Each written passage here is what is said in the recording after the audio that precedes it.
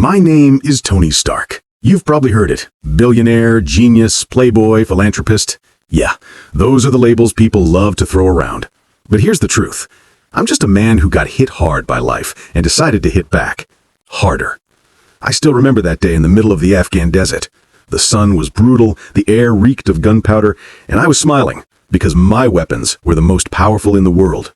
I thought I was untouchable, that I controlled everything. But life has this funny habit. It smashes your illusion of control the second you start believing it. The explosion came without warning. Fire, dust, silence. And then, darkness. When I woke up, I wasn't in my penthouse or a luxury suite. I was in a cave, a damp, cold, echoing cave with a car battery wired into my chest. That's when I met Yinsen. He wasn't rich, he wasn't famous, but he was the first man to tell me something no one else ever dared. Tony, you're a man who has everything, except purpose. So I built one, piece by piece, hammer by hammer, sparks flying off the stone walls as I forged something that wasn't just armor, it was rebirth. That's where Iron Man was born, not in some billion-dollar lab, but in a prison of sand and shadows. When I finally broke free from that cave, I wasn't the same man who went in.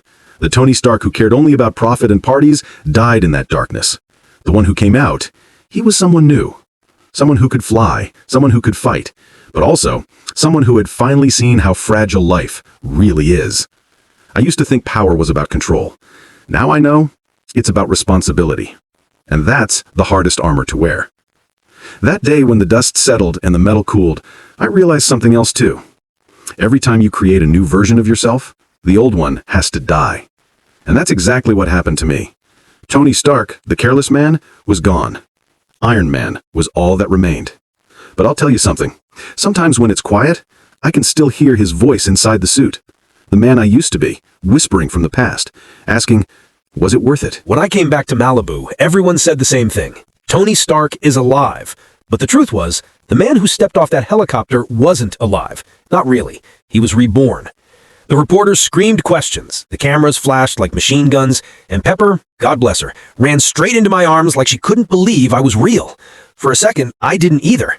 I could still feel the sand under my fingernails, the echo of gunfire in my skull, and the faint buzz of that battery in my chest keeping me alive. Obadiah was the first to greet me with his fake smile and fatherly hug. He called me the Miracle Man. If I'd known what was coming, I would have called him the Executioner.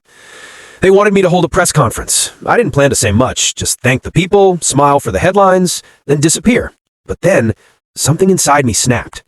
Standing there under the lights, I looked at the Stark Industries logo behind me, the same logo stamped on the weapons that had nearly killed me. My weapons, my company's weapons, in the hands of the enemy.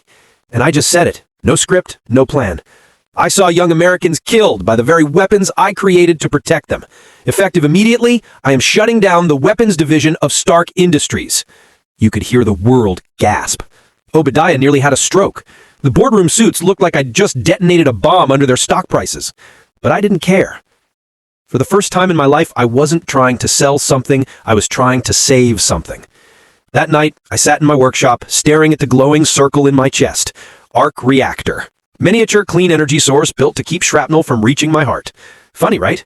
The same thing that was keeping me alive was also reminding me how close I'd come to death. So I started building again. Not a weapon this time, not something to destroy, something to protect. The Mark II suit. Sleeker, smarter, faster. Every screw, every wire, every flight test was me trying to make sense of who I had become. Pepper used to watch me from the stairs, worried, but she never stopped me. Maybe she knew this wasn't obsession, it was redemption. When I finally took that suit for a test flight, the world below looked small.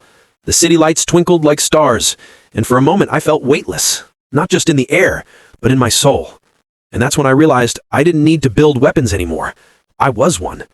But power always attracts attention, and someone was already watching me. Someone who didn't want Tony Stark the hero. They wanted Tony Stark erased.